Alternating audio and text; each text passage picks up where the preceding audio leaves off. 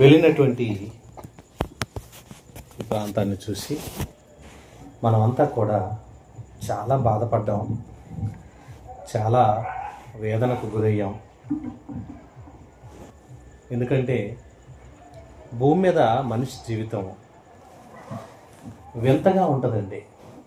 ఎందుకంటే మన ముందే పుడతారు, మన ముందే పెరుగుతారు, మనతో పాటు పెద్దవారు అవుతారు, మన కళ్ళ ముందే మనకు కాకుండా వెళ్ళిపోతారు. ఏంది విచిత్రం అనిపిస్తుంది. చావు అనేది చాలా భయంకరంగా మనుషులు జ్ఞాపకం చేసుకుంటే మరలా లేరా ఇక అనిపిస్తుంది. మొన్నటి దినాన చివరి చూపుగా చూసిన మనమంతా మరియమ్మ గారిని మరలా చూడటానికి లేదు, ఇక లేదు అన్న సంగతి మనసు పెట్టుకోవాలంటే జీర్ణించుకోలేని తత్వం చాలామంది మనుషులలో ఈ విషయాన్ని తట్టుకోలేక ఆహారాన్ని మానేసి చాలా కాలం వరకు వారి మనస్సులో వారిని తలంచుకుంటూ కుమిలి కుమిలి ఏడుస్తూ ఉంటారు. ప్రతి మనిషికి ఇది తప్పదా? ప్రతి మనిషికి మరణం తప్పదా? నిజంగా అండి, ఇలా మరణం తప్పదన్నప్పుడు ఇలా అయితే పుట్టడం ఎందుకు, పెరగటం ఎందుకు, పెద్దవారు అవటం ఎందుకు, సంపాదించుకోవటం ఎందుకు, అన్ని కూడగట్టుకొని సుఖపడదామనే టయానికి మనిషి లేకుండా పోతే, ఎలాంటి జీవితం మన జీవితం అయినప్పుడు, ఎలాంటి బ్రతుకే మన బ్రతుకైనప్పుడు ఇలా ఉండటం అవసరమా అనిపిస్తుంది. నిజంగా భూమి మీద మనిషి బ్రతుకు కొద్ది దినాలైనా అనిపిస్తుంది. సుమారు 25,000 రోజులు కూడా లేవండి. అంటే ఒక మనిషి కనీసం భూమి మీద 1,00,000 రోజులు కూడా బ్రతికే అవకాశం లేదు. 25,000 బ్రతకడమే కష్టంగా ఉంది.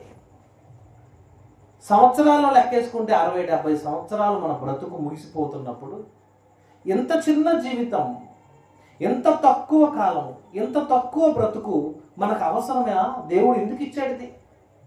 ఇలా ఉండి అలా వెళ్ళిపోయే ఇట్టే జీవితం.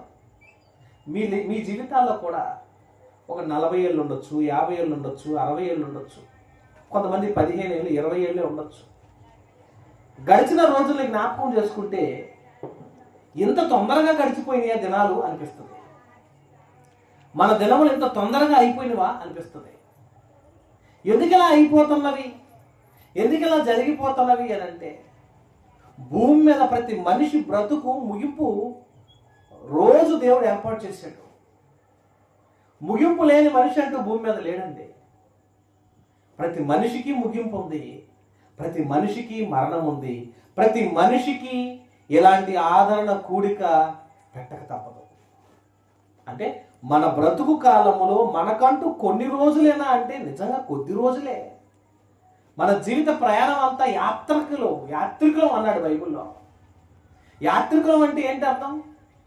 ఓ ప్రాంతానికి వెళ్ళి యాత్రలకు వెళ్ళినప్పుడు ఆ ప్రాంతాన్ని బాగా చూసి ఇది బాగుంది అనుకోగానే, బాగుందన్న తర్వాత వెంటనే అక్కడి నుంచి బయలుదేరి వచ్చేస్తాం. అంటే యాత్రకి వెళ్ళిపోయాము, అక్కడ ఉంటామా అంటే ఉండము, చూసాము వచ్చేసాము అంతే. యాత్రకు అక్కడికి వెళ్ళిన ఆ ప్రాంతం బాగుందనే వెళ్ళాం. బాగున్న ప్రాంతాలకే యాత్రకు వెళ్తాం. ఎవరైనా బాగోని ప్రాంతాలకు యాత్రకు వెళ్తారండి? ఎవరు వెళ్ళరు.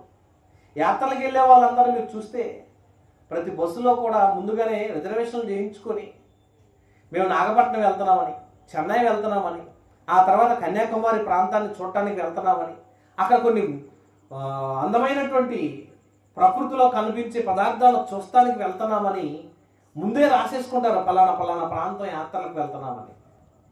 వెళ్ళిన ప్రాంతాల్లో చూసి ఏదో కొంత నేర్చుకొని బాగుంది అనుకున్న తర్వాత మరలా తిరిగి వచ్చేస్తాం. బాగున్న ప్రాంతమే కదా, మరి వెళ్ళాము కదా, బాగుంది అనుకున్నప్పుడు అక్కడ ఉండొచ్చు కదా. బాగున్నా కొంతసేపే ఉంటాం, మరలా వచ్చేస్తాం. కానీ మనిషి బ్రతుకు కూడా ఒకసారి మనం ఆలోచిస్తే, భూమి మీదకి వచ్చాం, ఇది బాగుంది, బాగోని బ్రతుకు అంటూ భూమి మీద ఉందండి. దేవుడు చేసిన ప్రకృతులు ఏది బాగోలేదు చెప్పండి? ఆహార పదార్థాలు కానీ, భూమి మీద చేసినటువంటి అన్ని రకాల ఫ్రూట్స్ కానీ, దేవుడిచ్చిన గాలి కానీ, దేవుడిచ్చిన నీళ్లు కానీ, దేవుడిచ్చినటువంటి ఈ చక్కని వాతావరణంలో ప్రతి పదార్థాన్ని నీకు నచ్చింది నచ్చనివి ఎన్నో ఉంటే వాటన్నిటిని వేల కొలది పెట్టేశాడు. అవన్నీ నువ్వు తినేసి భూమి మీద వీటన్నిటిని బాగుందన్న తర్వాత మరలా తిరిగి వెళ్ళిపోవాలి. ఇదేంటండి ఇలాగేంటి బ్రతుకు అనుకుంటున్నారా మీరు? ఇదే బ్రతుకు దేవుడిచ్చింది. ఇది మనందరికీ తప్పదు. మనమందరము ఇందులో ఉండాల్సిందే, మనమందరం ఇందులో ప్రయాణించాల్సిందే. మనందరి బ్రతుకు ఎలా ముగిసిపోవాల్సిందేనా? ముగసకు తప్పదు. మరణం అంటే అందరికీ భయమేనండి. చావు అంటే భయం లేని మనిషి ఎవరు చెప్పండి? మరణ భయం లేని మనిషి అంటూ భూమి మీద ఎవరు లేరు. ప్రతి మనిషికి భయమే. సోక్రటీస్ అనే వ్యక్తి కూడా నాకంటూ మరణం అంటే భయం అని అన్నాడండి. ఆయన గొప్ప తత్వవేత్త, శాస్త్రవేత్త, గొప్పవాడైనటువంటి శాస్త్రవేత్త సైతము మరణం అంటే భయపడ్డాడు. అలెగ్జాండర్ సైతం మరణానికి భయపడ్డాడు. హిట్లర్ సైతం మరణానికి భయపడ్డాడు. ఎంతో మంది మహానుభావులు భూమి మీద పుట్టారనుకున్న పెద్దవాళ్ళందరూ కూడా మరణం అంటే భయపడ్డారు. మరణం అంటే భయపడని మనిషి అంటూ లేడు. కానీ ఆ మరణం తర్వాత చేరే గమ్యం అంటూ ఒకటి ఉందన్న సంగతి ప్రపంచానికి తెలియదండి. ప్రపంచం తెలియకే ఆ వెళ్ళే ప్రాంతం ఏంటి, ఆ వెళ్ళాల్సిన ప్రాంతం, చేరాల్సిన ప్రాంతం ఏంటో తెలియట్లేదు. తెలియక ప్రయాణం చేస్తున్నారు చాలామంది.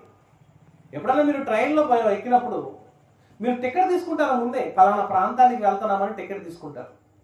టికెట్ తీసుకునేటప్పుడు మీరు అనుకుంటారు, టికెట్ ముందే తీసుకుంటారు, మేము వైజాగ్ వెళ్ళాలి, లేదా సికింద్రాబాద్ వెళ్ళాలి, లేదా మేము మధ్యలో భీమవరంలో దిగిపోవాలి, లేదా రాజమండ్రిలో దిగిపోవాలని ముందుగానే ఎక్కడికి చేరాలో గమ్యం ఎరిగి టికెట్ తీసుకుంటారు. కానీ మానవ ప్రయాణంలో, మనిషి బ్రతుకు కాలంలో ఈ ప్రయాణం ఎంతవరకు, ఎప్పటికీ, ఎక్కడికి అని అడిగితే మనకు ఆన్సర్ లేదు. ఏ మనిషి ఆన్సర్ చెప్తాడు చెప్పండి? ఎందుకు బ్రతుకుతున్నావు అంటే ఆన్సర్ లేదు. ఎందుకు తింటున్నాడో ఆన్సర్ లేదు. ఎందుకు జీవిస్తున్నాడో ఆన్సర్ లేదు. పోనీ మరణం తర్వాత నీ గమ్యం ఎక్కడికంటే అస్సలు లేదు. తెలియని జీవితంలో జీవితం కొనసాగుతుంది కనుక తెల్లవారుతుంది, ఉదయం అవుతుంది, తెల్లవారుతుంది, ఉదయం అవుతుంది, మరలా చీకటి పడుతుంది. ఇలా అవుతున్న దినములు గడుస్తున్నాయి కనుక మన జీవితాన్ని గడిపేస్తున్నామే తప్ప ముగింపు ఏంటి, ఆరంభం ఏంటి, ఎక్కడికి వెళ్తున్నాం, ఎందుకు బ్రతుకుతున్నాం, ఎందుకు తింటున్నాం, ఈ ఉరుకుల పరుగుల జీవితం ఎందుకు అన్న ఆలోచన మనుషుల్లో లేదండి. మరి ఏం చెయ్యాలి?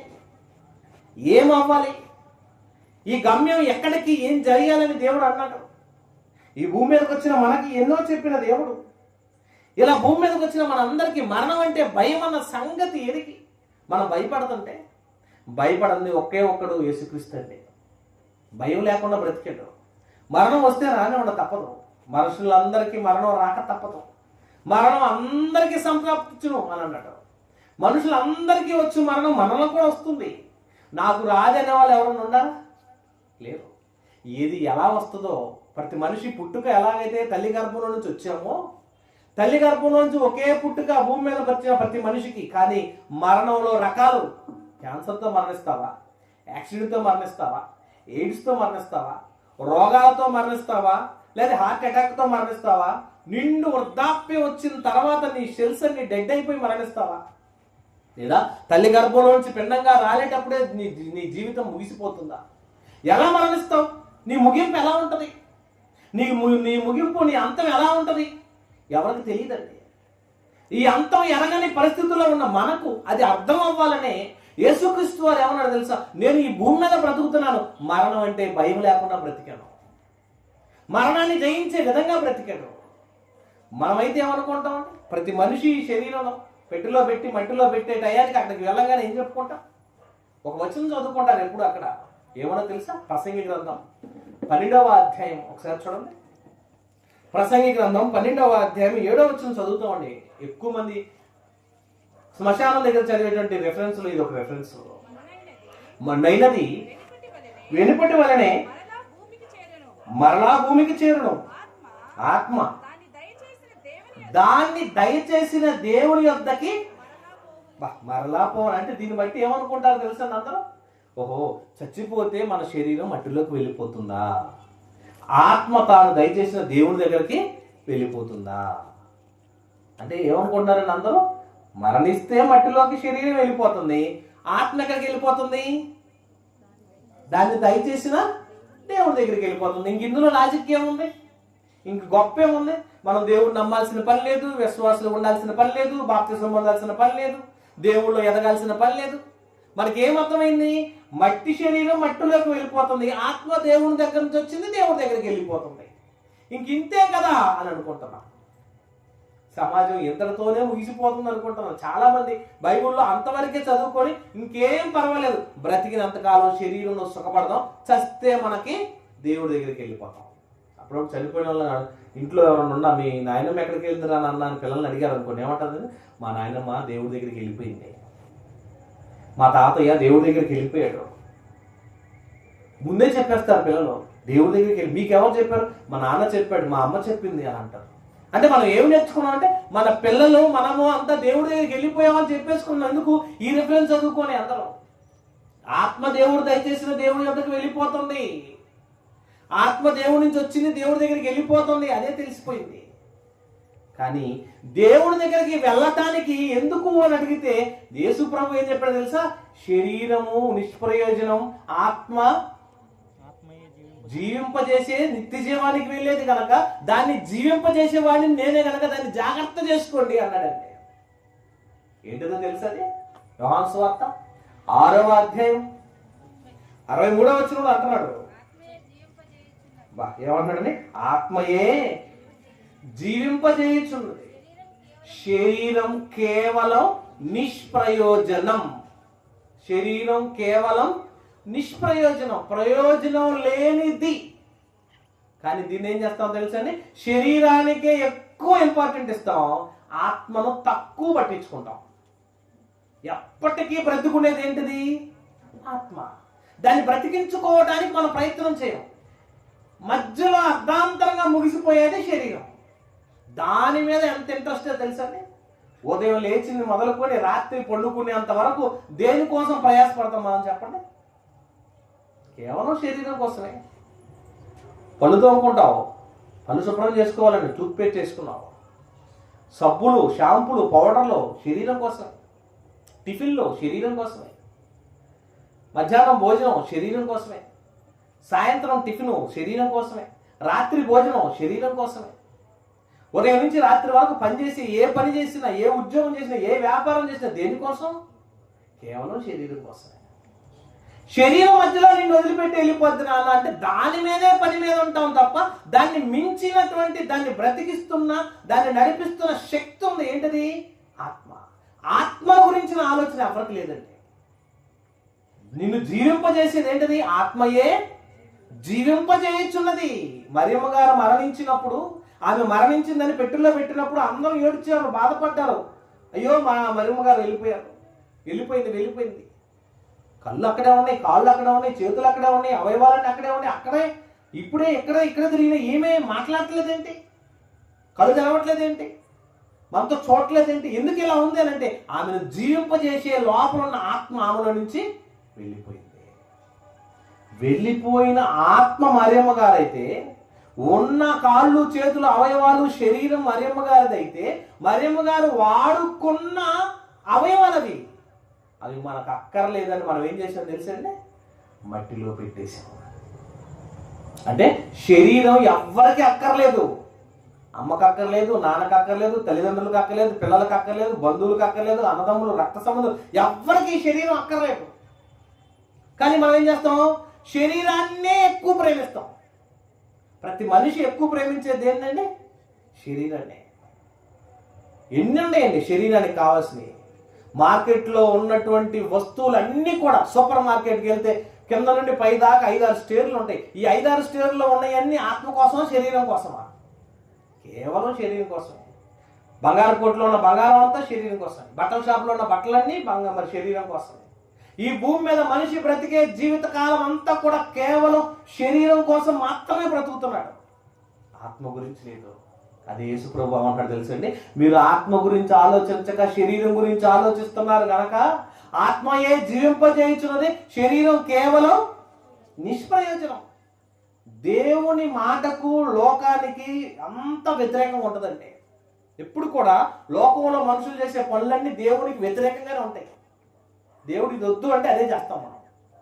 కానీ ప్రతి మనిషి మరణం తర్వాత ఎక్కడికి వెళ్ళాలో ఎరగకపోతే అది ముందే చెబుతున్నాడు దేవుడు యేసుప్రభు. ఏమన్నాడు తెలుసండి? శరీరం నిష్ప్రయోజనం, దీనికోసం ఆరాటపడద్దు, దీనికోసం మరి ఎక్కువగా అనుభవించొద్దు, దీనికోసం ఎక్కువగా తినాలి, ఎక్కువ కాదు. దాన్ని ఎలా అనుభవించమన్నాడు తెలుసా? కొరింథీయులకు రాసిన మొదటి పత్రిక, కొరింథీయులకు రాసిన మొదటి పత్రిక 7వ అధ్యాయం 31వ వచనం.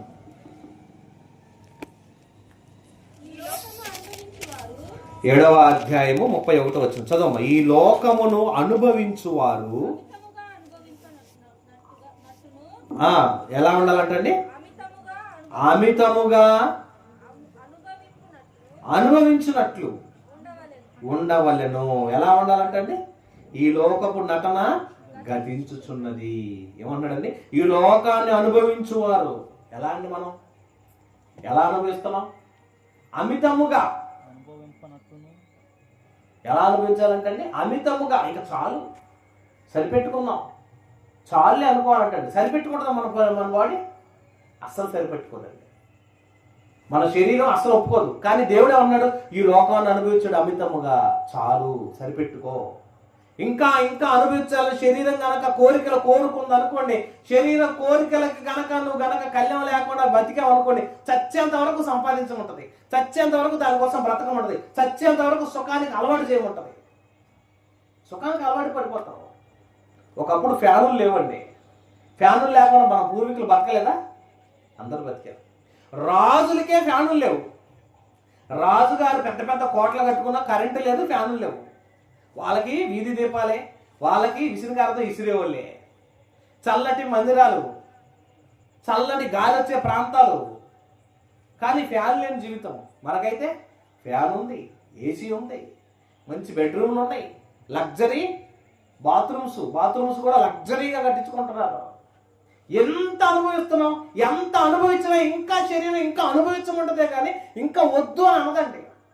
అందుకే దేవుడు అన్నాడు, ఈ లోకపు నటన గతించుచున్నది, ముగిసిపోతుంది, అయిపోతుంది. దీని గురించిన ఆలోచన ఎక్కువ నువ్వు పెట్టుకున్నావో పతనానికి వెళ్ళిపోతావు.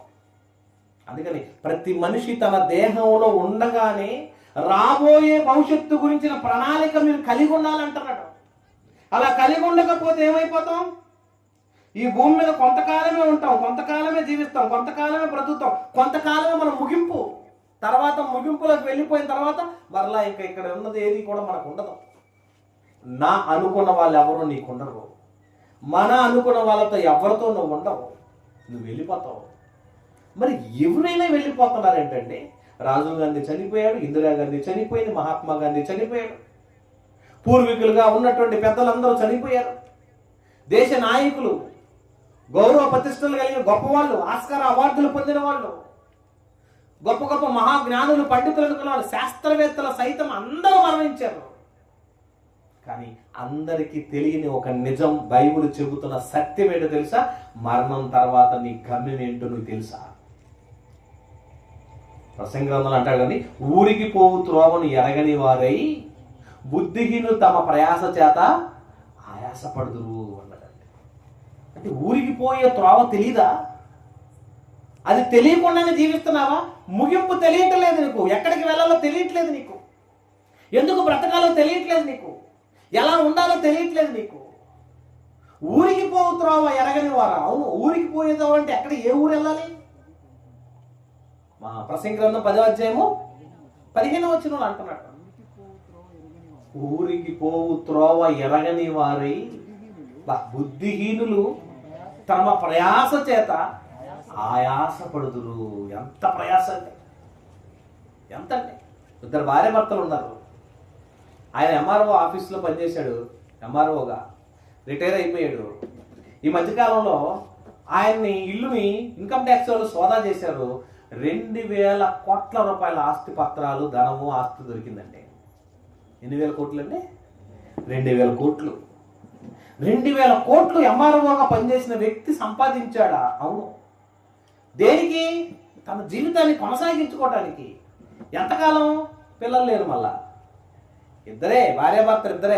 ఎన్ని సంపాదించుకున్నారంటే 2000 కోట్లు. దేని మీద ఆశపడ్డాడు తెలుసా? తాను ఏమనుకున్నాడంటే శరీరంలో ఉండటమే గొప్ప భాగ్యం, శరీరం కోసం బ్రతకటమే గొప్ప అవకాశం అనుకొని ధనం సంపాదించిన వాళ్ళందరూ కూడా ఆర్గానిక్ ఫుడ్ మీద పడ్డారు. ఇప్పుడు ఆర్గానిక్ ఫుడ్ తింటే ఇంకో సంవత్సరం బతుకుతాం, జాగ్రత్తగా తిందాం, మన ఇంట్లోనే మనం పండించుకుందాం. అప్పుడు కొంతమంది చేశారని చాలా మంది కొన్ని ఎకరాలు కొనుక్కొని అందులో ఒక మంచి గెస్ట్ హౌస్ కట్టుకొని ఆ గెస్ట్ హౌస్ చుట్టూ కాంపౌండ్ వాళ్ళు కట్టుకొని లోపలే కొబ్బరి బొండాలు కానీ, లోపలే అరటి పండ్లు కానీ, లోపలే వరిచేలు కానీ, లోపలే అన్ని కూడా ఆర్గానిక్ ఫుడ్ పండించుకుందాం. ఎంతకాలం బతుకుతామని? ఎన్నేళ్ళు బతుకుతాడండి? 60 ఏళ్ళు, మహా అయితే 70 ఏళ్ళు. నువ్వు మంచి పరిపూర్ణ ఆరోగ్యవంతుడివే, చావు రాదా? వస్తుంది. ఎప్పుడు వస్తుంది? నువ్వు మహా ఆరోగ్యంగా ఉంటే 70 ఏళ్ళు లేదా 80 ఏళ్ళు, అంతకు మించి లేదు. ఇంకా బ్రతికామనుకోండి, తినటానికి ఉంటావు అంతే, కానీ తినడానికి లేదు. కొంతే తినగలవు, అన్నీ తినలేము. ఇప్పుడు ఈ మధ్య 40 ఏళ్ళు దాటగానే అన్ని రోగాలు అటాక్ అయిపోతున్నాయి. Sugar, BP, ulcer. తింటే చచ్చిపోతాం అనే రోగాలు వచ్చేసి, తింటే చచ్చిపోయే రోగాలు వచ్చేసినాయి. అంటే చావు అనేది ఎంత తొందరగా వస్తుందో ఎవరికి అర్థం కావట్లా. కానీ ఆ చావు తర్వాత గమ్యం ఏంటో అర్థం కాకుండానే బ్రతుకుతున్నారు. అందుకే అన్నాడు, ఊరికి పోవు త్రోవ ఎరగని వారు. ఎరగలేదా? బస్ ఎక్కినప్పుడు మనం టికెట్ కొట్టేటప్పుడు ఎక్కడికి వెళ్ళాలో తెలియదండి, తెలుసుకునే టికెట్ తీసుకున్నాం. ట్రైన్ ఎక్కేటప్పుడు తెలుసుకునే టికెట్ తీసుకున్నాం. ఫ్లైట్ ఎక్కేటప్పుడు తెలుసుకునే టికెట్ తీసుకున్నాం. మరి ఈ జీవిత కాలంలో, నీ ముగింపు కాలంలో, నువ్వు ముగిసే లోపు, నీ మరణం ముగిస్తుంది అనుకునే లోపే నీ ప్రయాణం ఎక్కడికో ఈ టికెట్ తీసుకునే మనస్తత్వం నీకు వచ్చిందా? మనకు రాలేదు. మరియమ్మ గారికి వచ్చింది. మీకు తెలుసా? మరియమ్మ గారు ఏం చేసింది తెలుసా? ఆమె ఈ భూమి మీద ఉండంగానే ఆమె టికెట్ తీసుకుంది. ఎక్కడికి? ఊరు ఎక్కడికి వెళ్ళాలో, గమ్యం ఎక్కడికో, ఆ గమ్యం చేరాలో, ఆ గమ్యం చేరడానికి ముందే ఆమె ఆత్మను భద్రం చేసుకుందండి. గొప్ప భాగ్యం అండి. నేను రాగానే అదే అడిగాను, ఏమన్నా తెలుసండి? మరి అమ్మగారు బాప్తిసం తీసుకున్నారా? తీసుకున్నారు. Very good. అప్పుడు మన చర్చికి వస్తుంది, బలలో చేస్తుంది. ఆరోగ్యం క్షీణించిపోవడం వల్ల రాలేకపోయింది, కానీ ఆరోగ్యంగా ఉన్నంతకాలం దేవుని మందిరంలోకి వచ్చింది, ఆరాధన చేసింది, దేవుళ్ళ పాల్గొంది, మంచి పని చేసింది. ఏం చేసింది తెలుసా? ఊరికి పోవు త్రోవ ఎరిగింది. అందుకని ఏం చేసింది? ఆమె రక్షించబడింది గనక, తాను రక్షించబడిన దినము నుంచి దేవుని సన్నిధిలో ఉన్నది గనక, ప్రతి ఆదివారం దేవుని సన్నిధిలో కనపడింది గనక, ప్రతి ఆదివారం ప్రభు శరీరం రక్తంలో పాల్గొంది గనక తన ఆత్మను తాను భద్రం చేసుకుంది. మనం అందరూ ఏడుస్తుంటాం, ఆమెకు లైసెన్స్ వచ్చింది, ప్రమోషన్ వచ్చింది. ఇప్పుడు దేవుని నమ్మక చచ్చిపోయిన వాళ్ళ దగ్గర మీరు బాగా ఏడవండి, ఇబ్బంది లేదు. ఎందుకంటే వాళ్ళు అక్కడ ఏడుస్తుంటారు, మీరు ఎక్కడ ఏడుస్తారు, ఇబ్బంది ఏం లేదు. దేవుని నమ్మి మరణించిన వాళ్ళ దగ్గర ఏడవలసిన పని లేదు. ఇంకా ఆమెకేమొచ్చింది? ప్రమోషన్ వచ్చింది. మన పిల్లలకి ప్రమోషన్ వచ్చి విదేశాల్లో జాబ్ వచ్చింది అనుకోండి, ఏడుస్తూ విమానం ఎక్కిస్తారా, సంతోషంగా ఎక్కిస్తారా? ఏం చేస్తాను మనం? జాగ్రత్తగా పోయిరా నాయనా, బాయ్ నాయన, అక్కడికి వెళ్ళంగా వీడియో కాల్ చేయనైనా, నువ్వు చాలా గొప్పవాడు అయిపోయావు, నువ్వు ప్రయోజకుడు అయిపోయావని ప్రయోజకుడిని చేసినటువంటి ఆ ప్రాంతాన్ని, ఆ ప్రదేశాన్ని చూసి అక్కడికి వెళ్ళి అందరు సెండ్ ఆఫ్ ఇస్తారు. చక్కగా హ్యాపీగా వెళ్ళరా అని. ఎందుకు? నీకు ప్రమోషన్ వచ్చింది, గొప్పవాడు అయిపోయావు. దేవుడిచ్చే ప్రమోషన్ ఏంటో తెలుసా? మరణం. మరణంతో మన ప్రమోషన్ వచ్చిందా? అవును, మరణం వచ్చింది కాబట్టి ఏమన్నాడు తెలుసండి? నరులారా తిరిగి రండి అని అంటున్నాడు. కీర్తనలో 91 కీర్తన మనందరూ తెలిసిన వచ్చినాం, 3వ వచనం ఏమన్నాడు తెలుసండి? నీవు నా మనుషులను మంటికి మార్చుచున్నావు, నరులారా తిరిగి రండి అని సెలవించుచున్నావు. నీ దృష్టికి చాలండి. ఏమన్నాడు తెలుసా? నరులారా తిరిగి రండి. అవకాశం వచ్చింది అంటే ఏంటిది? నువ్వు తిరిగి వెళ్ళే ఛాన్స్ దేవుడు ఇచ్చాడనంటే, ఆత్మ తాను దయచేసిన దేవుని దగ్గరికి వెళుతుందంటే అర్థం ఏంటో తెలుసా? ఇందులో చాలా మర్మం ఉంది. ఆత్మ ఏదో వచ్చినట్టుగా అలా వెళ్ళిపోతుంది అనుకున్నారు, కాదండి. ఇక్కడికి వచ్చి నీకు ఇచ్చిన 60-70 సంవత్సరాలు నీ కోసం బ్రతికితే కుదరదు. దేనికోసం బ్రతికావు? నిన్ను ఒక ఆఫీస్ పని మీద కనుక, ఉద్యోగం మీద పని మీద పంపించారనుకోండి, ఆఫీస్ వాళ్ళు, ఆఫీస్ పని మీద వెళ్ళాడు, నువ్వేం చేయాలి? ఆఫీస్ పని చూసుకొని రావాలి. దేవుడు కూడా తన పని మీద నిన్ను ఇక్కడ పంపించాడు, ఊరకు పంపించలేదు. తనకు ఒక పని ఉంది, ఆ పనిని పూర్తి చేయడానికి నిన్ను పంపించాడు. ఏముందా దేవుడికి పని భూమి మీద? భూమి మీదకు నువ్వు వచ్చి దేవుడి కోసం చేయాల్సిన పని ఏముంది? దేవుడికి ఉన్న పనిని నెరవేర్చాలని, ఆ పని నువ్వే చేయగలవని నీకు జాబ్ ఇచ్చి ఇక్కడ పంపించాడు. ఆ జాబ్ ఏంటి? మానవ శరీర ఆకారంలో ప్రవేశించటం, భూమి మీదకి యాత్రికులుగా నువ్వు రావటం. యాత్రికుడుగా వచ్చిన నువ్వేం చేయాలి? ఇక్కడ నీకు అప్పగించిన పని పూర్తి చేసుకొని వెళ్ళాలి. ఏం అప్పగించాడు? ఏం పని అది? ఎఫెసీ పత్రిక 2వ అధ్యాయం 10వ వచనం. ఏం పని అమ్మది? మరియు వాటి యందు మనం నడుచుకోవలనని దేవుడు ముందుగా సిద్ధపరిచిన సత్క్రియలు. ఏం పనులు అంటే ముందుగా నీ కోసం రెడీ చేసిన సత్క్రియలు. అంటే సత్క్రియలు అంటే సత్యము అంటే వాక్యము. నీ వాక్యమే సత్యం అన్నాడు యోహాను 17:17. అంటే వాక్యపు పనులు పూర్తి చేయడానికి నువ్వు భూమి మీదకి వచ్చావు. పిల్లల్ని కనడానికి, ఆస్తులు సమకూర్చుకోవడానికి, వారందరిని పెంచి పోషించడానికి, వారికి మంచి మంచి బిల్డింగులు బంగళాలు కట్టడానికి, నా మనవుల కోసం, నా తరతరాలు, నా వంశంలో తరతరాలు తిన్నా తరగని ఆస్తిని సంపాదించుకోవడం కోసం నేను వచ్చానని కాదు నిన్ను పంపించింది. నిన్ను పంపించటం వెనక దేవుడి పని ఏంటో తెలుసా? దేవుడి పని నువ్వు నెరవేర్చడానికి ఇక్కడ పంపించాడు. ఆ పనేంటి? వాక్యపు పనులు. యేసుక్రీస్తు అంతటా ఆయనే వాక్యం చెప్పాడు. ఆయన కూడా అదే సాక్షి చెప్పాడు, నేను వచ్చింది చెప్పటానికి అని. మార్కు సువార్త 1వ అధ్యాయం 38వ వచనం చూడండి. మార్కు సువార్త 1వ అధ్యాయం 38వ వచనం ఏమంటున్నాడు చూడండి, ఎంత మంచి మాట అంటున్నాడు. మరియు ఇతర సమీప గ్రామాలలోనూ ప్రకటించినట్టు వెళ్ళుదము రండి. ఇందు నిమిత్తమే కదా పరలోకం నుండి ప్రభు బయలుదేరి వచ్చింది. ఎందుకంటే ఇతర సమీప గ్రామాల్లో సువార్త ప్రకటించడానికి. మరి మనం ఎందుకు వచ్చాం? మనం కూడా మన చుట్టుపక్కల ఉన్న ప్రాంతానికి సువార్త ప్రకటించడానికి. ప్రకటించామా? మన పని పూర్తి చేసుకుంటున్నామా? మన పనిలో ఉన్నామా? దేవుని పని కాదని మన పనిలో ఉండిపోతున్నామా? ఆయన పనిలో కాకుండా మన పని చూసేసుకుంటున్నాం. గంటలు గంటలు గంటలు గంటలు మన పని. దేవుని కోసం రోజుకు ఒక గంటను ఆలోచించండి. ఎప్పుడన్నా మీరు ఒక గంట దేవుడి కోసం కేటాయించామనుకో, మనం చాలా విషయాలు వస్తాయి దేవుడి పనిలో. అదే 2-3 గంటలు కేటాయిస్తే మరింత సమయం వస్తుంది. అదే పూర్తి టైం దేవుళ్ళు గడిపితే ఇంకా ఇన్ని కార్యక్రమాలు చేయొచ్చు. అందుకని భూమి మీద దేవుడు నీకు అప్పగించిన పని ఏంటి? స్కూల్కి వెళ్ళటం 5 సంవత్సరాలు, 5 సంవత్సరాల దాకా ఇంట్లో పెరగటం, 5 సంవత్సరాల తర్వాత స్కూల్కి వెళ్ళి 20 సంవత్సరాల దాకా స్కూలు కాలేజీలు చదువుకోవటం. 20 సంవత్సరాలకు అప్పుడు 25 ఏళ్ళు అయిపోయింది. అప్పుడు నువ్వు పెళ్లి చేసుకోవటం, ఆ తర్వాత పిల్లలకు అంటాం, ఆ తర్వాత వారిని స్కూల్కి పంపించడం, ఆ తర్వాత వాళ్ళకి ఆస్తులు సమకూర్చడం, ఆ తర్వాత వాళ్ళకి పెళ్లిళ్ళు చేయటం. అప్పటికి నువ్వు ముసలోడు అయిపోతావు. ఆ పెళ్లిళ్ళు చేసిన తర్వాత వాళ్ళకి మనవడో పుడితే నీవు లేవలేక తిరగలేక వాళ్ళు ముద్దాడుకుంటూ నీ జీవితాన్ని గడిపేయటం. ముగింపు దినాలు వచ్చేసి ఊరు పొమ్మంటుంది, కాడి రమ్మంటుందని లేవలేక కూర్చోలేక, లేచేటప్పుడు దేవస్తోత్రం, కూర్చునేటప్పుడు దేవస్తోత్రం అంటే. ఎందుకు? నొప్పులు పడలేక, ఈ మోకాళ్ళ నొప్పులు, కాళ్ళ నొప్పులు పడలేక లేచేటప్పుడు దేవస్తోత్రం అంటున్నారు కొంతమంది. ఎందుకు? నొప్పులు తట్టుకోలేకపోతున్నారని. అప్పుడు గుర్తుకొస్తారు. దానికోసం అలాగా నేను చేసిన దేవుడు కాదు కదండి. ఖాళీ ఉన్నంత వరకు, జీవితంలో ఉన్నంత వరకు, నీ ముగింపు దినాలు వచ్చేంత లోపే నువ్వు దేవుని పని జరిగించి నీ దినములను ఈ భూమి మీద పూర్తి చేసుకొని దేవుని కొరకు నీ జీవితాన్ని త్యాగం చేసి ఈ లోకాన్ని విడిచి వెళ్ళిపోవాలి. నీ పని అయిపోయింది. అప్పటిదాకా నీ పని అయిపోయినంత వరకు ఉంచుతాడు. నీ పని ఎన్ని రోజులు? 10 రోజుల, 20 రోజుల, సంవత్సరమా, 10 సంవత్సరాల, 50 సంవత్సరాల, 60 సంవత్సరాల, 70 ఏళ్ళ, ఎంత కాలము దేవుడు నీకు అవకాశం ఇచ్చాడో అంతకాలం నీకు పని ఉంది. మరియమ్మ గారు టైం అయిపోయింది, పని అయిపోయింది. ఆమెకి ఎలాగైనా ఈ శరీరానికి మరణం రావాలి, ఆత్మ వెళ్ళాలంటే మరణం రావాలి. మరణం వస్తేనే శరీరాన్ని వదిలేస్తుంది కనుక, శరీరం మరణాన్ని కోరుకుంది కనుక ఆత్మ తను వదిలిపెట్టి వెళ్ళిపోయింది.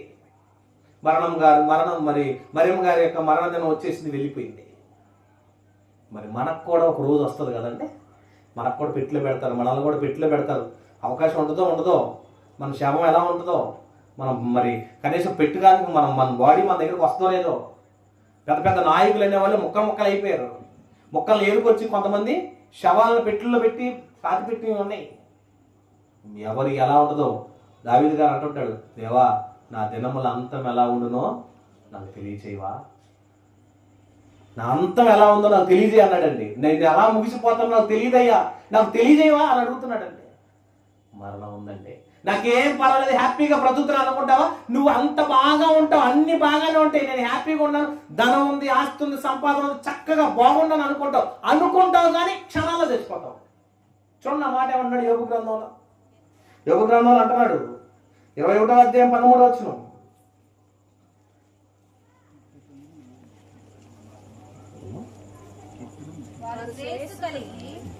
ఏమన్నాడు చూడండి, వారు శ్రేయస్సు కలిగి తమ దినములు గడుపుదురు. ఎలా ఉంటున్నారంటే లగ్జరీ లైఫ్లు అండి. మీకు తెలుసో లేదో, మన పేదవాళ్ళ జీవితం, పేదవాళ్ళ రాజ్యం అంది. ధనవంతుల ఫ్యామిలీ భూమి మీద ఉంది, ధనవంతుల రాజ్యం భూమి మీద ఉంది. మీకు తెలుసా?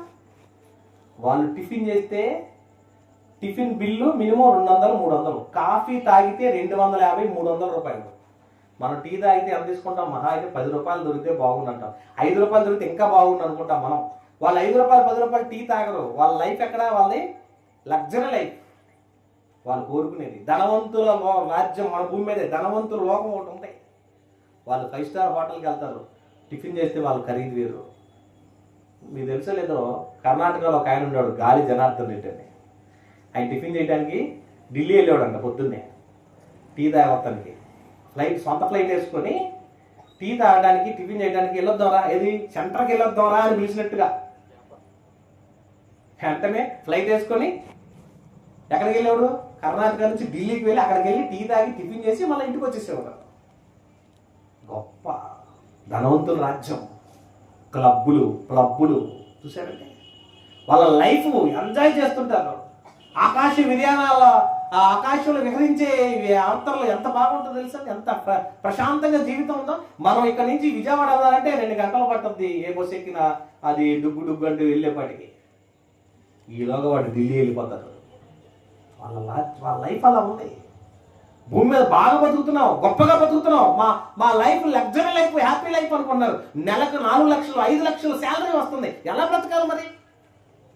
4-5 లక్షలు వచ్చేవాడు శాలరీ వచ్చేవాడికి నెల జీతానికి నెలకి చాలా డబ్బులు. 4,000-5,000 సంపాదించేవాడికి కూడా నెలకే చాలా డబ్బులు. ఈ 4,000-5,000తోనే నీ జీవితాన్ని నువ్వు గడుపుకొని నాకు జీవితం బాగుంటే చాలా నువ్వు అనుకుంటున్నావు. 4-5 లక్షలు సంపాదించిన వాడికి కూడా ఇంకా నాకు చాలతలేదు అంటున్నాడు. ఎలా ఉంది భూమి మీద? శరీరాన్ని కోరుకున్నవాడు శరీర సుఖానికి మించిన సుఖాలు పడుతుంటే శ్రేయస్సు కలిగి వాడి దినములు గడుపుతున్నారు, హ్యాపీగా బ్రతకాలనుకుంటున్నారు. కానీ దేవుడు అంటున్నాడు, వారు శ్రేయస్సు కలిగి తమ దినములు గడుపుతురు కానీ ఒక్క క్షణంలో అంతే. ఫ్లైట్ అలా బయలుదేరింది, ఎగిరింది, 6 నిమిషాల్లో కూలిపోయింది. మన మధ్య ఏమైపోయారు వీళ్ళంతా? ఫ్లైట్లో బూడిదైపోయారు. శవాలన్నీ కాలిపోయి, చేతులు కాళ్ళు వంకర తిరిగిపోయి తగలబడిపోయింది. ఎవరి శరీరం ఏదో కూడా గుర్తుపట్టలేని పరిస్థితి. ఒక్క క్షణములో ఏమైపోతారంట? పాతాళానికి దిగిపోతురు, వెళ్ళిపోతారు. ఆత్మ వెళ్ళిపోయింది కదా, చచ్చిపోయారు కదా, ఆత్మ వెళ్ళిపోయింది అనుకున్నారు. కాదు, అక్కడే అసలు ప్రయాణం ప్రారంభమైంది. మరణం తర్వాత చేరే గమ్యం తెలియక, ఊరికి పోయే త్రోవ తెలియక అజ్ఞానులుగా బతుకుతున్నారు వీళ్ళంతా. ధనవంతుడు అనుకున్నారా? వాడికి ఊరికి పోయే త్రోవ తెలియదు. గొప్పవాడు అనుకున్నారా? గొప్ప పేరు ప్రఖ్యాతులనే వాడికి ఊరికి పోయే త్రోవ తెలియదు. మరణం తర్వాత వెళ్ళే గమ్యం తెలియదు. మరణం తర్వాత వెళ్ళే గమ్యం ఎరగక భూమి మీద శ్రేయస్సు కలిగి దినాలు గడుపుతున్నారు. ఒక క్షణంలో పాతాళానికి వెళ్ళిపోతున్నారు. వెళ్ళిపోతే ఎక్కడ ఎలా ఉంటుంది? పాతాళం అంటే ఏందనుకుంటున్నారు? పాతాళం అంటే భయంకరం. భూమి మీద శరీరంలో బతికితేనే కొన్ని కష్టాలకే నరకం అనుభవిస్తున్నాం అంటారు. రాత్రి 12 నుంచి తెల్ల 6 దాకా కరెంటు తీసేసాడు అనుకోండి, మన పరిస్థితి ఎలా ఉంటుంది? నిద్ర పోలేము, దోమలు పీక్కు తింటాయి, పిల్లలు ఏడుస్తుంటారు, వాళ్ళని నిద్రపుచ్చడానికి నువ్వు విసురుతుంటావు, నువ్వు విసిరినంతసేపు నువ్వు విసురుతావు, నువ్వు ఏలబడిపోతావు, నిద్రొచ్చి ఏలబడుతుంటావు, నువ్వు పక్క నుంచి దోమలు కొడుతుంటే నరకం అనుభవించావండి ఒకరోజు కరెంట్ లేకపోతే అంటారు. దాన్ని నువ్వు నరకం అనుకుంటున్నావు. కానీ భయంకరమైన పరిస్థితి ఏంటో తెలుసా? అగ్ని ఆరదు, ఆత్మ చావదు. చావు లేని ఆత్మ మంటలో మండిపోతా ఉంటది కానీ ఆగదు. చచ్చిపోతా ఉన్న చావదు, ఆరదు, చావని ఆరని లోకంలోకి నిన్ను పంపించేస్తాడు. భయంకరమైన పరిస్థితి. అక్కడికి వెళ్ళావా నిన్ను తప్పించేవాడు ఉన్నాడు. ఇది మరణం తర్వాత వచ్చే సందర్భం. మరణించిన తర్వాత వెళ్ళిపోయే లోకము మంచిగా ఉండాలి. మరణించిన తర్వాత వెళ్ళే బ్రతుకు చాలా బాగుండాలంటే దేవుడు భూమి మీద ఇచ్చిన పని నువ్వు పూర్తి చేయాలి. ఆ పని పూర్తి చేసిన వాడికి నిత్య జీవం. అందుకే అంటున్నాడు తెలుసా, ఆత్మయే జీవింపజేయుచున్నది. ఆ జీవింపజేసే దినములు నువ్వు ఎలా ఉన్నావు తెలుసా? చూడండి, యెషయా గ్రంథం 33:14 అంటున్నాడు, దేవుని నమ్మని వాళ్ళందరూ వెళ్ళిపోయి ఎంత బాధపడతారో అక్కడ పరిస్థితి ఏంటో చెప్తున్నాడు. చూడండి, యెషయా గ్రంథం 33:14. 33:14.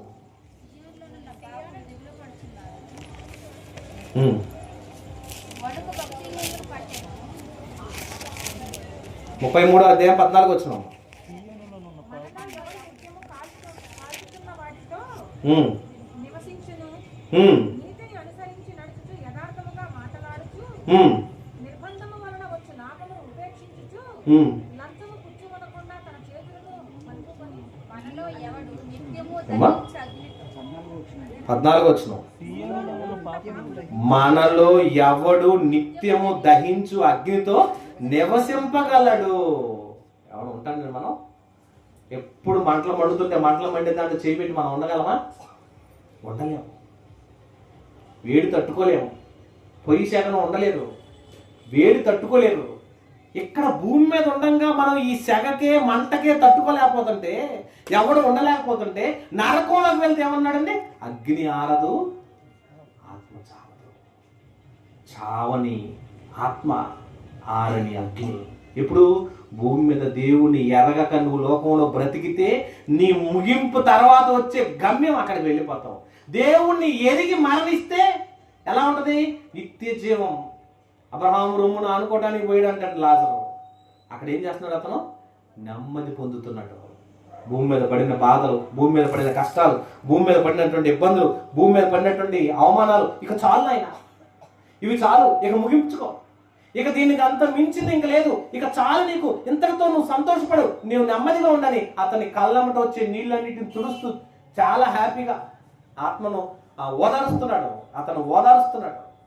చాలా చక్కని ఓదార్పు. దేవుళ్ళో ఉంటే ఆనందం ఉండేది. దేవుళ్ళో ఉంటే ఆ ఆనందం వేరు, దేవుళ్ళో ఉంటే ఆ జీవితమే వేరు. కనుక ప్రియమైన దేవుని వాళ్ళారా, ఏమన్నాడు తెలుసండి?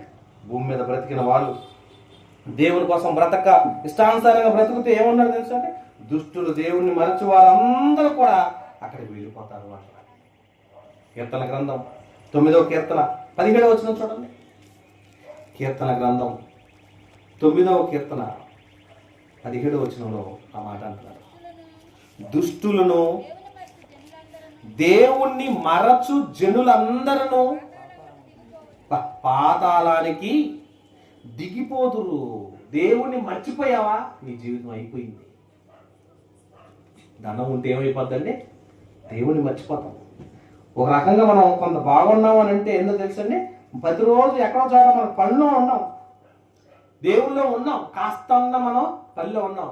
చాలా సంఘాలు ఉంటాయి, ఆదివారం పోతే ఇంక మధ్యలో ఆదివారం దాకా ఇక ఆరాధనలు కానీ మధ్యలో కార్యక్రమాలు కానీ ఏమి ఉండవు. ఇక మరలా ఆదివారానికి ఈ బైబిల్ ఎక్కడ ఉందో దేవుడు ఆడుకొని దుమ్ము దులుపుకొని తీసుకెళ్తారు. మధ్యలో కూడా చదవరు కదా, బైబిల్ రోజు తీరు కదా, బైబిల్ నలగదు, ప్రశాంతంగా ఉంటాయి. బాకీ మాత్రం చాలా భక్తులా కనపడతారు, లోపలంతా కూడా డ్యామేజ్ ఏమి ఉండదు. ఆలోచించండి, దేవుని కొరకు నమ్మకత్వం లేకుండా భూమి మీద బ్రతుకు పునరుద్ధానం ముగింపు తెలియకుండా బ్రతికితే నీ ముగింపు ఎలా ఉంటుందో తెలుసుకోకుండా జీవిస్తే నిత్య నరకం గ్యారెంటీ అంటున్నాడు. అందుకే మరలా చదువుతా మాట అంటున్నాడు, దుష్టులను దేవుని మరచు జనులందరూ పాతాళమును దిగిపోదురు. వాళ్ళందరూ పాతాళానికి వెళ్ళిపోతారు. పాతాళం అంటే చాలా హ్యాపీ అనుకున్నారు, లేదంటే పాతాళంలో 2 భాగాలు ఉన్నాయి. ఒక భాగము దేవుణ్ణి నెమ్మది పొందే స్థలము పరదేశు, ఒక భాగము యాతనము, భయంకరమైన యాతన, వేదన, బాధ, శోధన తట్టుకోలేము. కనుక ప్రియమైన దేవుని వాళ్ళారా, ఈ జీవిత కాలంలో మరియమ్మ గారు తను చేసిన గొప్ప కార్యం ఏంటంటే దేవుణ్ణి నమ్ముకుంది కాబట్టి గొప్ప భాగ్యం పొందుంది. ముందుగానే ఆలోచన చేసి మంచి నిర్ణయం తీసుకుంది. ఆమెతో పాటు ఆమె కుమారులు, కోడళ్ళు, పిల్లలు దేవుని సన్నిధిలో ఉన్నారు. అలా ఉండటం దేవుడు వారికి చేసిన అదృష్టం. మరణించినా కూడా ఇంక మనం బాధపడద్దు, టెన్షన్ పడద్దు. అప్పుడు కొంతమంది అంటారు, చచ్చిపోయాడని పలానా యాక్సిడెంట్లో అంటారు. అయ్యో మరి పిల్లలు వీళ్ళందరూ ఏమైపోతారు అనుకుంటే, ఏం పర్లేదండి, పోతా 2 కోట్ల రూపాయలు ఇన్సూరెన్స్ చేసి పోయాడండి అంటారు. ఏం చేశాడంట? 2 కోట్లకి ఇన్సూరెన్స్. భలేదండి, పోతే పోయాడు కానీ మంచి పని చేశాడండి అంటారు. పోతే పోయాడు కానీ మంచి పని చేశాడు. ఏం చేశాడు మంచి పని? ఈయన చచ్చిపోయినందుకు 2 కోట్లు వస్తున్నాయి వీళ్ళకి. ఇక భార్య బతకడానికి బాధ లేదు, పిల్లలు బతకడానికి బాధ లేదు, కుటుంబం జరగడానికి హ్యాపీ. అంటే పోయేవాడు పోతాడని తెలుసు కావాలి, ముందే తెలుసు కావాలి, అందుకే చేశాడేమో అనుకుంటారు చాలా మంది. మిస్టరీ ఉంది. బాత్రూమ్ టబ్బులో పడి చచ్చిపోయింది ఒక ఆమె. ఎవరామె? శ్రీదేవి. బాగా తెలుసు కదా మనకి. బట్ బాత్రూమ్ టబ్బులో కూడా చచ్చిపోతారా జనం? చచ్చిపోయిందా చంపేశారో తెలియదు. కానీ గొప్ప విషయం ఏంటంటే ఆమె పేరు మీద 100 కోట్ల పాలసీ చేసి ఉంది, 100 కోట్ల బీమా చేసి ఉంది. అది బయటికి రానియకుండా చక్కగా 100 కోట్ల రూపాయలు ఇంటికి చేరింది.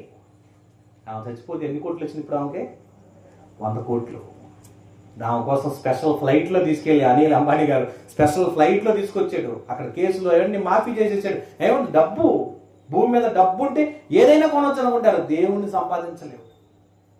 నీకు డబ్బు ఉండొచ్చేమో కానీ ధనము కొంతకాలమే, దేవుణ్ణి సంపాదించలేదు. కానీ ఆస్తులు సంపాదించుకోవడానికి ఎన్నో ప్రయత్నాలు చేస్తారు. మరణం తర్వాత చేరే గమ్యం ఎరగకుండా కనుక నువ్వు బ్రతికితే నీ జీవితంలో ఉపయోగం లేదు.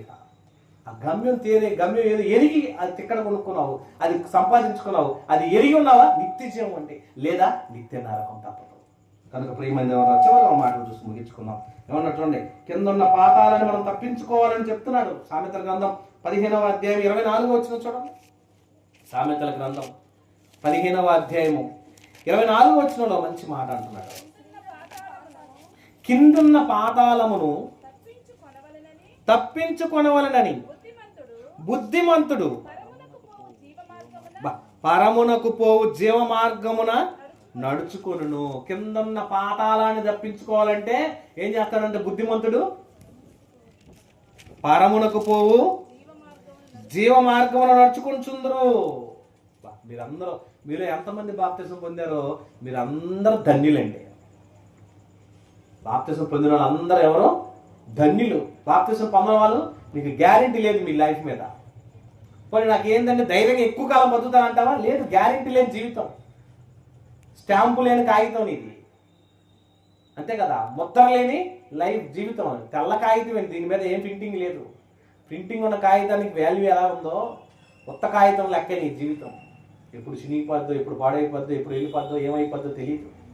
ముగింపు లేని నీ బ్రతుక్కి ఈ భూమి మీద వెళ్ళిపోయి ఆ లోకానికి వెళ్ళిపోయే లోపు ఏం చేయాలంటే, బుద్ధిమంతుడైతే జీవ మార్గమును వెతుక్కుంటాడు, బుద్ధిహీనుడైతే పాతాళానికి దిగిపోతాడు. పాతాళానికి దిగిపోయే జాబితాలో మీరు ఉన్నారా? ప్రభుని నమ్మిన జాబితాలో ఉన్నారా? ప్రభుని నమ్మిన జాబితాలో మరియమ్మ గారు ఉంది కనుక రక్షించబడింది. చాలా హ్యాపీగా ఉంది. కొన్ని కార్యక్రమాలు, సమాజ కార్యక్రమాలు చేసేటప్పుడు వెళ్ళేటప్పుడు నాకు ఎప్పుడు ఆలోచిస్తాను, దేవుణ్ణి నమ్మారా? వెరీ గుడ్, సంతోషంగా మంచిగా ఆ కార్యక్రమాన్ని కొనసాగించు. దేవుణ్ణి నమ్మలేదండి వీళ్ళు చచ్చిపోయారు అన్నప్పుడు చాలా బాధగా విచారంగా వెళ్ళాల్సి వస్తుంది అక్కడికి. ఎందుకంటే అక్కడికి వెళ్ళాం కానీ ఉపయోగం ఏముంది? మనకంటే ముందే పాతాళానికి వెళ్ళిపోయి ఆత్మ ఏడుస్తుంది అక్కడ. ఇక్కడుండి మనం ఎన్ని చెప్పినా ఎన్ని చేసినా ఏం సంతోషం? దేవుని నమ్మిన వారు ధన్యులు, వారు నిత్య జీవాన్ని పొందుతారు. చూడదాం, మాట చూద్దాం. ఎందుకంటే దేవుడు కొరకు బ్రతికేలా నిత్య జీవం, లేదా వారి జీవితం భయంకరమైన పరిస్థితి. పాతాళం పాపంలో ఉన్న వారిని పట్టుకుంటుందంటండి. పాతాళం గొప్ప ఆశ పెట్టుకొని ఎదురు చూస్తుందంటండి. ఎంతమంది వస్తారా రమ్మని. చూశారండి, మీరు ఎంతమంది శ్మశానం కాడికి వచ్చారు? చేతులు ఎత్తండి. చాలా తక్కువ మంది వచ్చారు కదా. అక్కడికి వచ్చినైతే మీకు అర్థమయ్యేది ఏమని, గుంటూరులో ఉన్న వాళ్ళందరూ ఆడబెడుతున్నారు, ఇరికిచ్చి పెడుతున్నారు. దాంట్లో పట్టకపోతే ఒక సమాధిని పొడిచి అందులో ఉన్న ఎముకలు బొడికలు తీసి పక్కన పడేసి దీన్ని పెడతారు దాంట్లో. చూశారు ఎప్పుడన్నా ఖాళీగా ఉన్నప్పుడు, ప్రశాంతంగా ఉన్నప్పుడు ఒకసారి వెళ్ళరండి. ఎందుకు? అంతకాలానికి మనం వెళ్ళేది అక్కడికే. ఈ ఏసీ రూమ్ మనకు ఉండదు. మనం చచ్చిపోతున్నాం అంటంగా, ప్రాణం పోతుంది అనగానే ముందు దక్కడగా బయటికి తీసుకొచ్చారు మన బాడీని. ఎందుకు? ఇంట్లో చచ్చిపోతే భయం వల్ల ఇల్లు 6 నెలలు పౌడు పెట్టాలని భయపడతారు మనం. చాలామందికి ఆ భయం, క్రైస్తవుల్లో కూడా ఉంది ఆ భయం. క్రైస్తవ సిద్ధాంతాలు లేకపోయినా మనకు భయం. ప్రాణం పోతుంది అనగానే బయట పెట్టేస్తారు మనసం. ఎందుకు బయట పెట్టారా అని అన్నారు అనుకోండి, ఏం లేదు గాలి తగులుతుంది అంటారు. ఇంట్లో రాలేదు గాలి, ఇంట్లో ఏసీ లేదా, ఇంట్లో ఫ్యాన్లు లేవా. ముందు చచ్చిపోతున్నాడనే సంగతి మనకు ఎరిగే ముందే బయట పెట్టేస్తాం. పెట్టేసి ఆ టైంకి ఏమంటారు తెలుసా అండి, గాలి తగులుతుంది అని పెడతారు. కాసేపు తర్వాత ప్రాణం పోగానే అమ్మయ్య ముంచిన వాళ్ళు అడుగుతారు, ఇంట్లో పోయాడా బయట పోయాడా అని. ఇంట్లో పోయాడని చెబితే మనం ఏం చేస్తాం, భయపడిపోతాం. అమ్మో ఇంట్లో చచ్చిపోయాడంటే ఇల్లు 6 నెలలు పాడు పెట్టాలి, లేకపోతే దెయ్యమై తిరుగుతుంటాడని భయం అందరికి. ఎంత భయం అండి. శ్మశానాలు ఖాళీ లేవు. గుంటూరు పెద్దదైపోయే కొద్ది శ్మశానం ఎప్పుడు ఆ చిన్న శ్మశానం ఏడ సరిపోతుంది, అంతస్తులు కడుతున్నారు శ్మశానంలో. మీరు చూసారా, స్టేర్లు ఒకదాని మీద ఒకటి బిల్డింగ్లు కనుక అపార్ట్మెంట్లు కడుతున్నారు. శ్మశానంలో శవాలు కూడా అపార్ట్మెంట్లు కడుతున్న రోజులు ఇవి. మనకు కూడా ఏ ప్లేస్లో పెడతారో తెలియదు.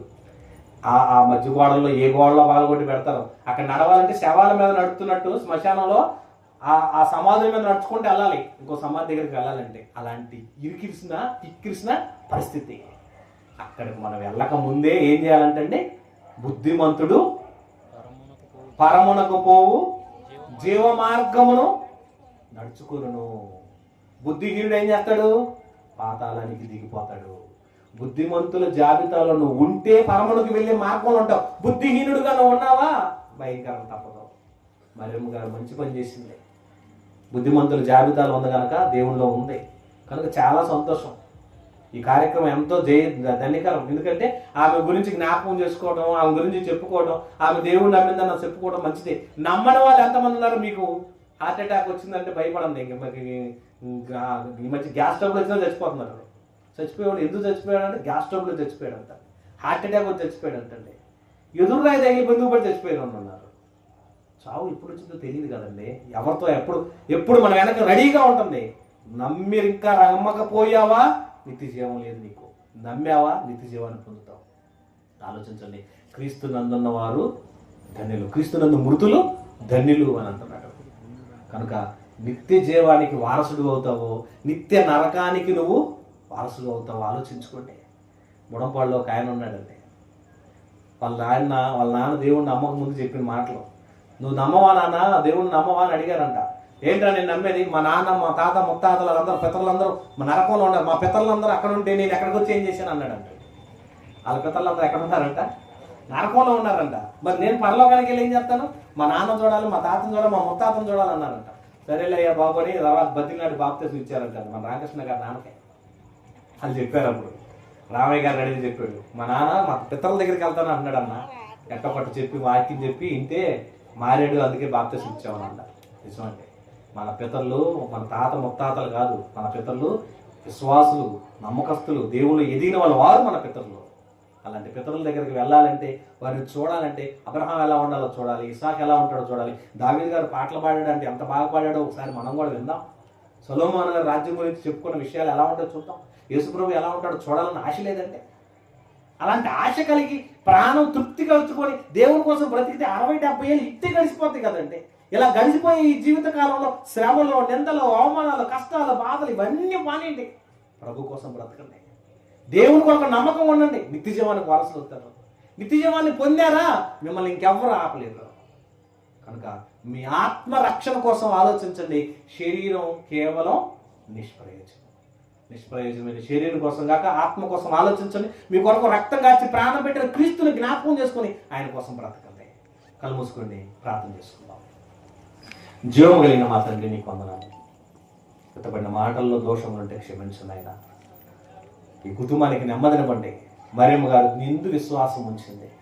యువదేవా, ఈ కుటుంబంలో నీ యందు రక్షింపబడి దేరేగుల వారి కుటుంబంలో తాను ఒక గొప్ప స్థితిలో నిలబడింది. ఆ స్థితిని, ఆ సాక్ష్యాన్ని నిలబెట్టుకున్నందుకు వందనాలు తండ్రి. వారిని ప్రేమించి ఇచ్చినటువంటి కుమారులు 2 ఉన్నారు. వారి కుటుంబాలను జ్ఞాపకం చేసుకోండి.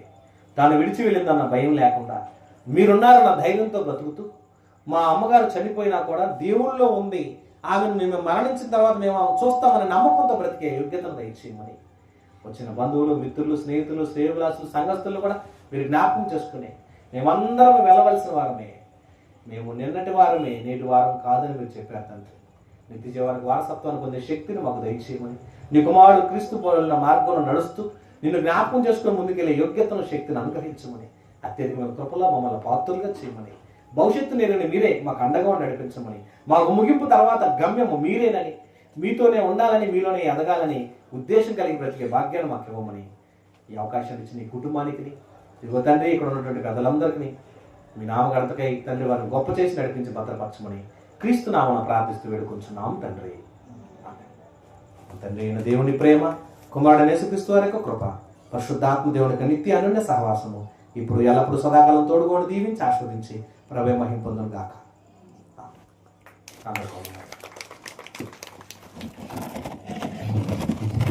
కూడా మాటలు తెలుస్తుంది. విన్న ప్రతి మాట కూడా మనం